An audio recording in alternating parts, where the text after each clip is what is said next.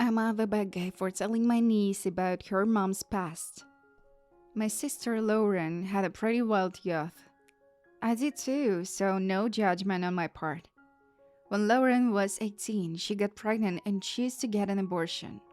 This was her wake up call. She went to college, later got a great job, and found her husband. They had a daughter, Roxy, who's now 17. Roxy is a very studious and responsible young woman, but this is in no doubt to how hard her parents are on her. Lauren has said several times that she doesn't want Roxy to end up like her, which I understand, but I've also told her that she can be so hard on her. Let her make mistakes and guide her through them, versus yelling. Roxy found out she was pregnant in March. Lauren and her husband reacted horribly. I have a daughter who is of similar age, and I know I wouldn't be thrilled either. However, Lauren and her husband took it so far, in my opinion.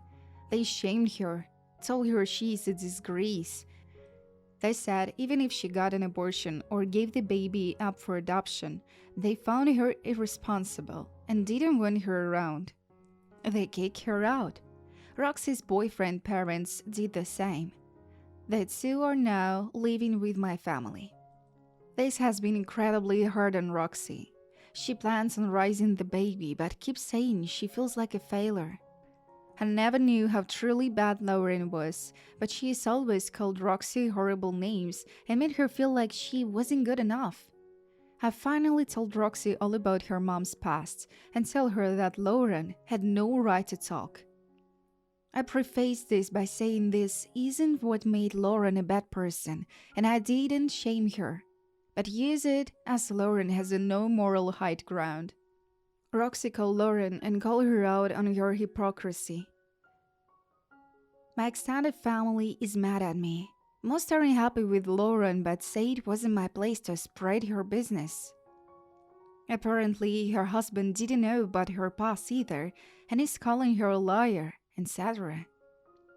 My parents and other family members say I should keep my mouth shut. And yeah, please stop asking me what their plans are, what jobs they have, are they truly prepared, and etc. Not the point of this post nor any of your business or concern. We are working on everything one day at a time. You don't know those kids or their lives. I know their situation. And it would be easy, but it is what it is. I cannot force her to get an abortion. Stuck to the topic at hand. Thank you. I'm the bad guy for refusing to cut my hair for my sister's wedding. I have long golden hair that is down to my mid-height. I'm 5.4 and I've been growing it out for a really long time.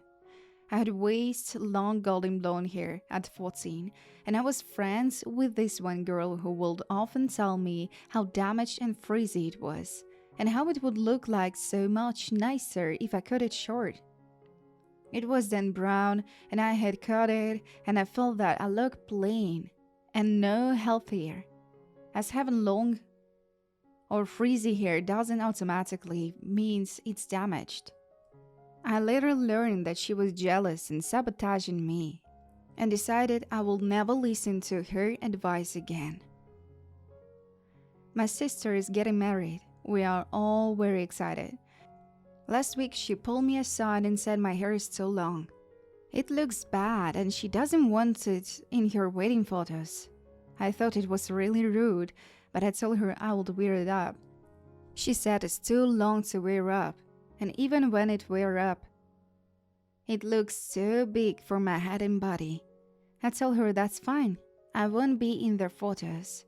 She told me I'm bound to be in the photos if I'm there, so I told her I won't go, so I'm not cutting my hair.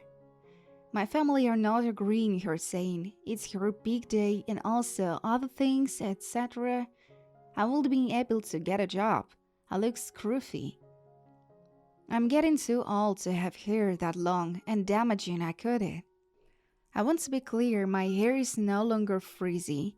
I use good shampoo for wavy hair so it's long and wavy.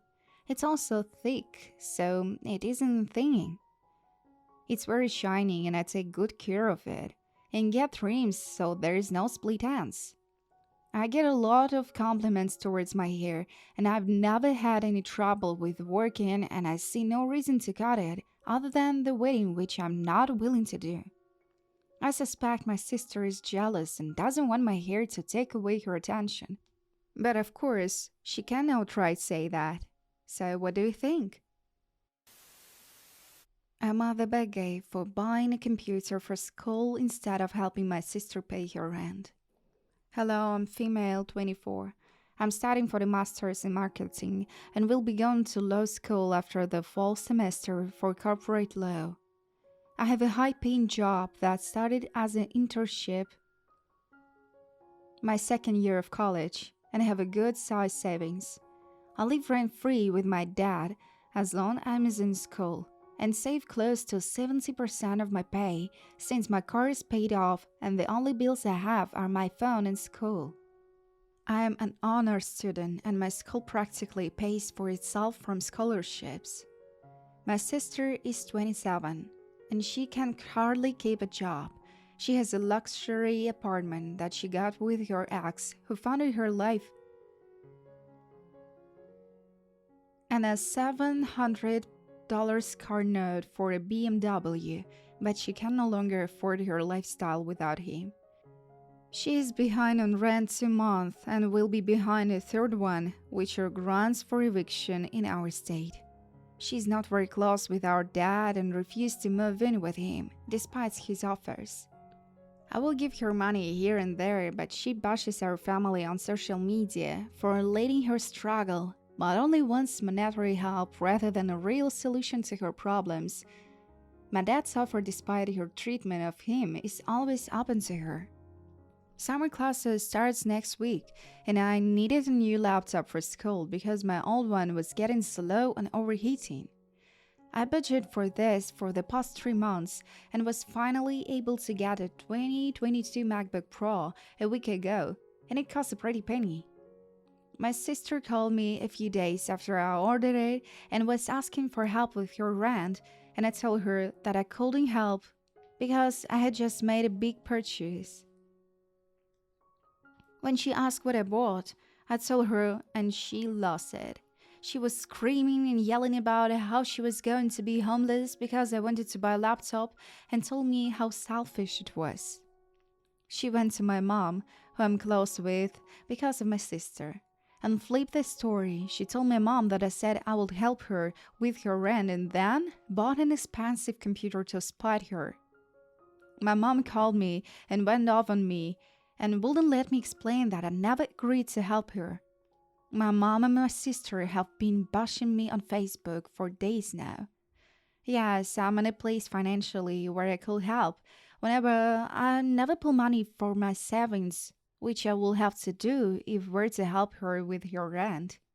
I'm tired of being treated poorly and harassed by my family over this. And it's starting to make me question my position in this situation. Am I the bad guy? Am I the bad guy for telling a pushy neighborhood kid to back off? We recently moved to a new area, and I really want my kids to find some friends. There is a 8-year-old girl across the street who likes to play with my 9-year-old son and my 7-year-old daughter. She does not like my 3-year-old son. Sometimes I let this girl come over and play with my kids and she has been a bit rude. She goes in my fridge without asking, rummages through rooms in my house. She said things about my 3-year-old to both my husband and me like, I wish 3-year-old was never born so I could play with 7 and 9-year-old alone.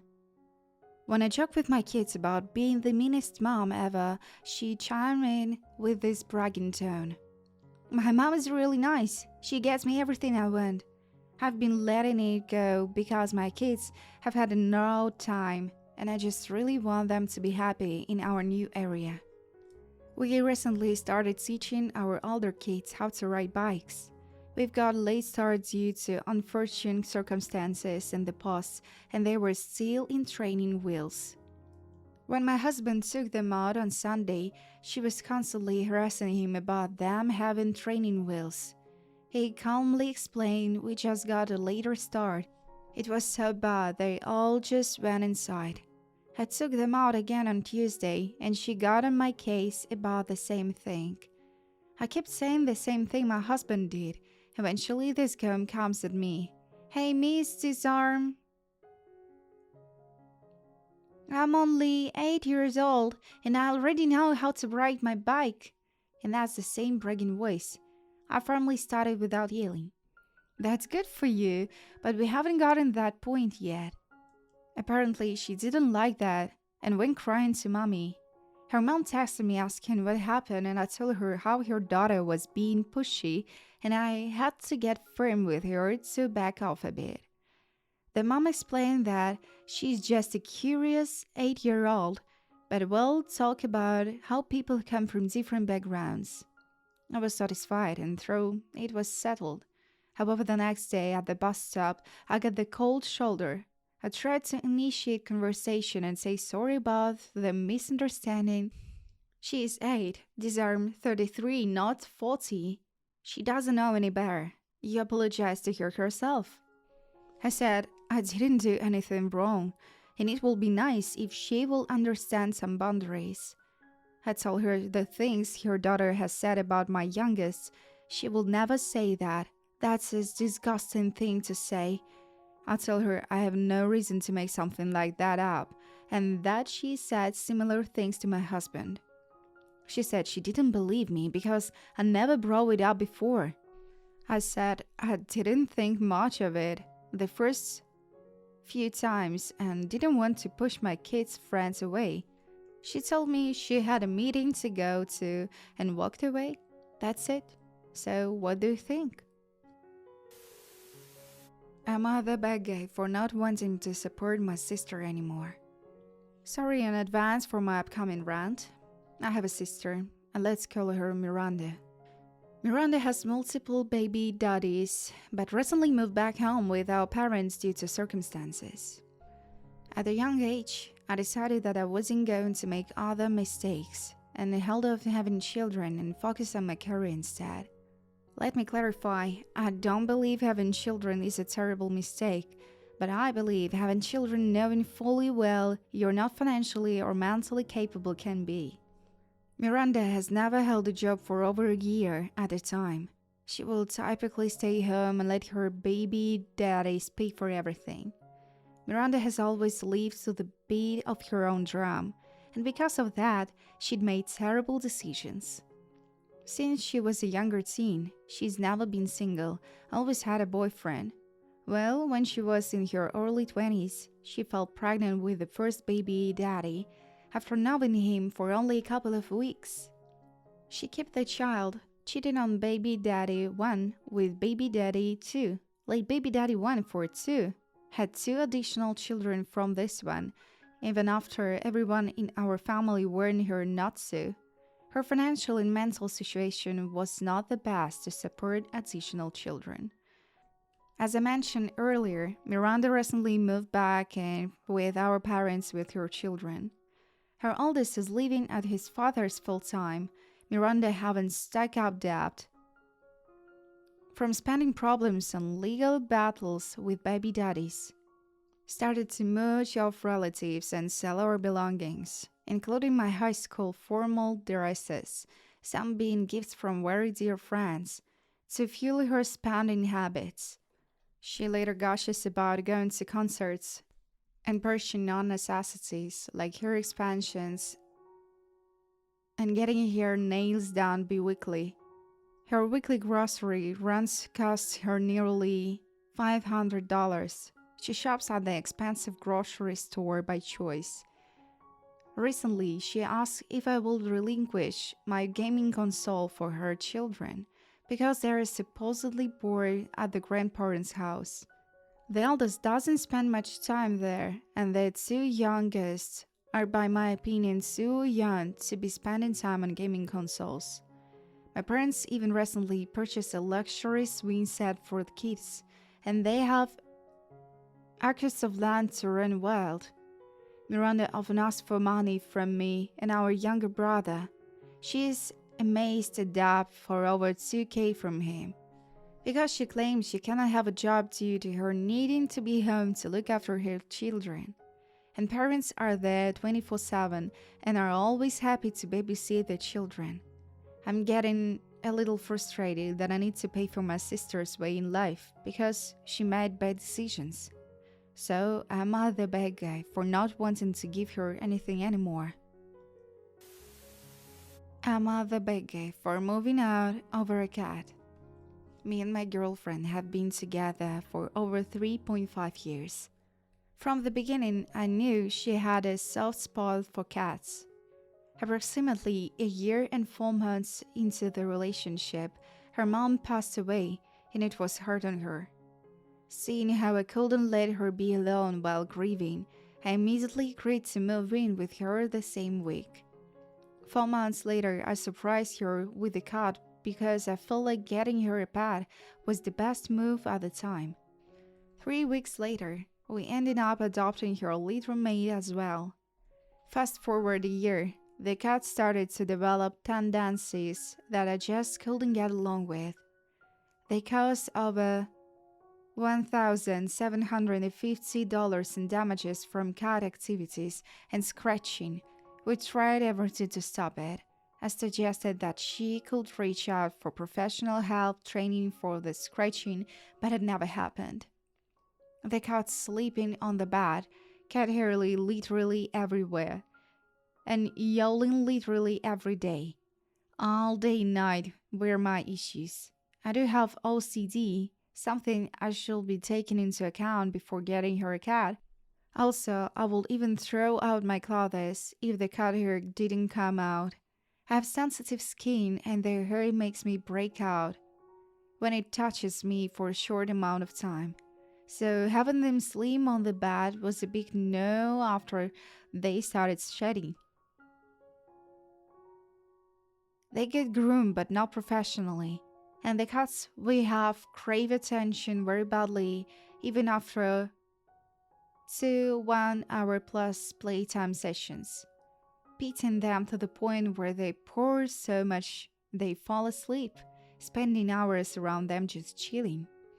The second we go in the room to be alone, they literally either run to beat us to the room or yell at the door at all times through the day.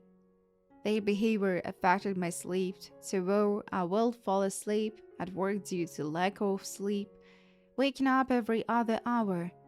It then affected my mental health to the point where I thought I need to seek therapy because I was experiencing high levels of stress and signs of PTSD. About 4 months ago, I moved out because of this. My girlfriend was upset at me. She is now looking for a new place and wants me to move in to meet their requirements, but I told her I will have to think about it. She believes if we were together, we need to live together. I'm not expecting her to give up or rehome the cats for my sake, but I cannot live together and continue to suffer. I'm not expecting living with the cats to be perfect. I just want coexistence to be easygoing. I feel like the issues are ones that can be fixed. I've discussed this, but nothing has changed. So at this point, I don't know if she's going to do it. She just gets upset and annoyed whenever I have an issue with what's happening. It's sad to say, but I ultimately regret my decision getting her a pet because I was trying to make her happy, and now I feel like it came back to bite me in the, no pun intended, and I 100% feel like this can break us up, but I don't want it to. But I cannot sacrifice my mental health to make her happy. What should I do? I'm not the bad guy for making my twins earn their birthday parties back. I have a twin girls, Pam and Abby, who are turning 15 in July. My wife and I have been planning their parties with them for the past few months. On Saturday, it was Milan, my sister-in-law's son's nephew birthday party. He turned 13 around a week and a half prior. Milan is a good boy and absolutely loves working with kids, which has recently led him to babysitting and tried to get involved in coaching and refereeing younger kids' sports. Milan has talked about wanting a large family and wanting to help kids, all of that good stuff. Milan is also very quick to pick up on things, smart kid, and he's on a travel baseball team. Some of the areas that my sister-in-law and her husband have passed through while diving Milan here, being pretty poor, and Milan has asked his parents and other about this and look it up on TikTok. The area we live in is very wealthy, and Milan was confused at what we saw. I've even driven Milan to a few games as I have a flexible work from home schedule, while my sister-in-law and her husband often have corporate meetings they can miss. Milan has asked me a few of those things about different areas to me.